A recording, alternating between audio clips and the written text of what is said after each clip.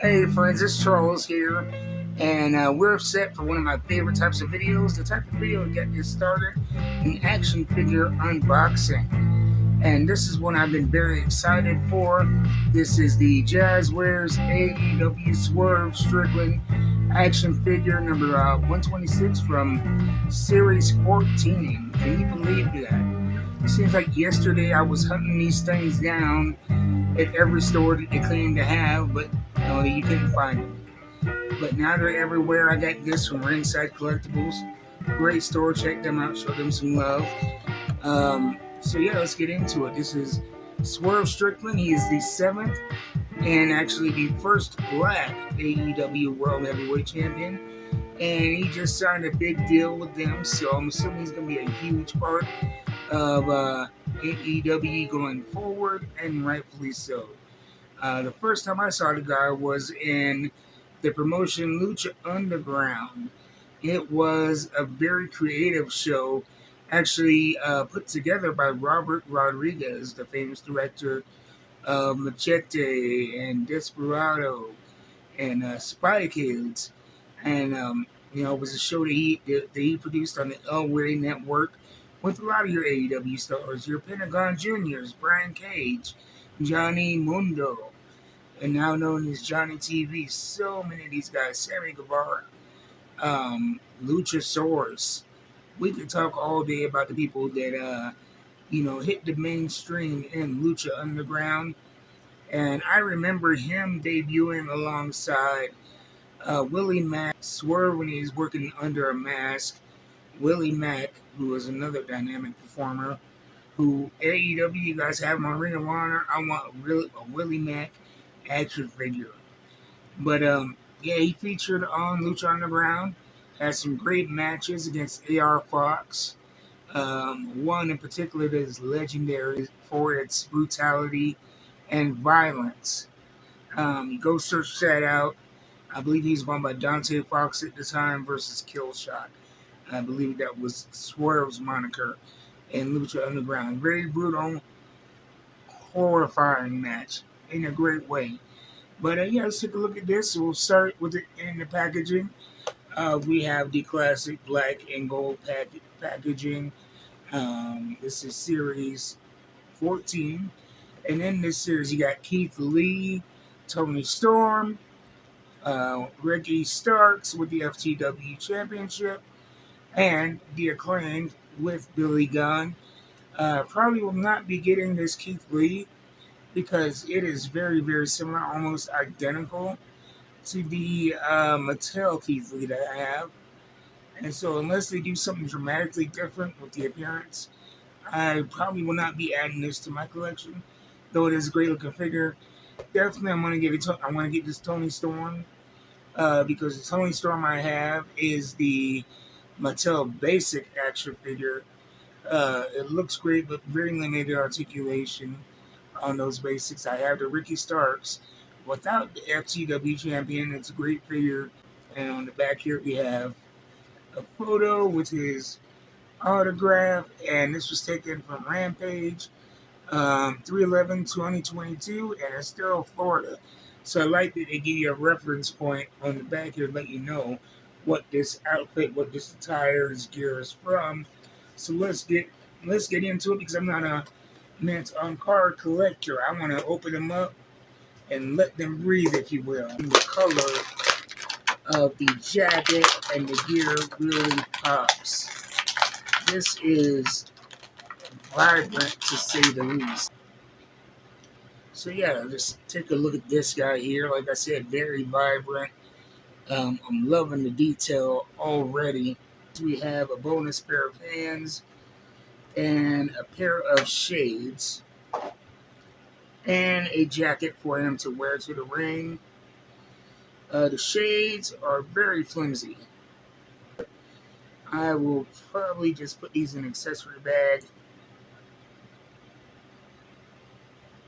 Yeah, because they're very flimsy.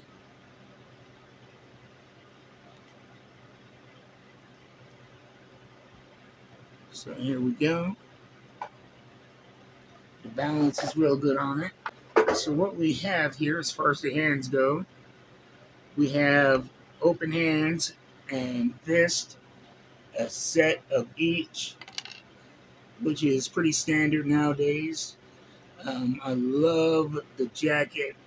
This vibrant white just really pops, especially against the bright orange of the tights. A very good looking figure. The face, this is one of the better faces that I have seen from Jazwares. We have that snarling look, a lot of attitude there. You can see the, gold dental work, the eyes, a lot of great facial detail going on here. The multicolored dreadlocks. The dreadlock texture is real nice. Um, that's something that you know, being a black man with dreadlocks myself, a lot of these companies don't know what to do with black hair. But this is very cool. You can see and feel the texture. It's not so rigid. Yeah, great job. Let's see how easy or hard this jacket is to remove. The jacket is real snug.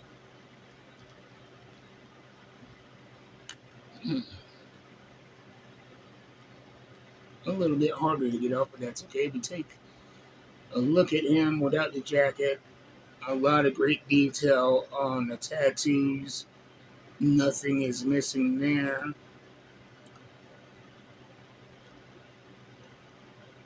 I definitely dig it. And then we have the belt here. I think one thing I would have liked to see, they've done a little bit, but maybe a little bit. This is just nitpicking, but maybe a slight texture change, something a little different to delineate the pants from the belt. I mean, at this price point, this $25 price point, those are the things I like to see. But let's get into articulation now that we spent a lot of time on the appearance. We have the standard rotating head, standard arms up and down. Here we go. Bicep cut, double jointed elbows. I'm digging that. No elbow pad to get in the way of the articulation and the rotation. If you have the Jazwares action figures, you know what you're in for. The hip is a little tight. Not a lot of rotation. Maybe put that up under some warm water. I don't want to force it and end up breaking it. But yeah, there's not a lot of rotation in that. And usually these guys come apart pretty good to the point to where you can even, um, you know, swap out parts. But this feels a little bit more rigid. And then we have the ball joint on the side. We have a thigh cut for the rotation. We do have a thigh cut on the right leg. Yeah, we know it's a little stiff, but we got it going here. So you can get in all of those grappling holds. We have double jointed knee with a dreaded knee pad. This is see the last Jazwares unboxing I did. I believe it was Brian Danielson. I was very complimentary to knee pads because while they were big, you could move them up or down to really get the most out of that double jointed articulation. And, the material was a lot softer. And so it was almost like not having a knee pad at all. But this, you're not going to get this thing off. You're going to have to really work it out to get it to move up or down. And it definitely impedes slightly more than I would like that double jointed motion, so you don't get to take advantage of that entire motion. But still, great figure nonetheless. That's just nitpicking. We have rotation here between the boot and the calf and the feet go round and round. So your standard Jazwares articulation. And one thing I like to do is when I have multiple action figures, especially from different companies and different lines, is compare him. So let's take a look at this Swerve Scott figure from WWE Mattel's Basic line. This has actually been one of my favorite basics. Um, for a lot of the same reasons. The hair is actually outside of the dime is almost identical to the Jazwares. The scale, as you can clearly see, Swerve is quite a bit taller than Scott. So Jazwares does seem to make their figures on a little bit of the larger side. If you look back at figures like Hikaru Shida or Riho, they tower above a lot of the Mattel figures that they're shorter than. And even as the Jazwares line went on, a lot of, they started to get their sizing right. I think the most egregious example of oversizing is with the first red and black Dustin Rhodes, who, you scale him up to Undertaker from Mattel, he towers over him. But yeah, this is another difference here. The same style of pants we have going on. Just a different color. Um, a lot. I would say lankier build, not lanky in a negative way, but it's a lot more lifelike. He's a taller, more slender cat. With a bigger upper body, lower body, but real slender throughout here. They really captured that, whereas this guy is just short and stocky. But there's a lot more detail and care that went into the head and face of the Jazwares. Like I said, this is a $10 basic. This is a $20,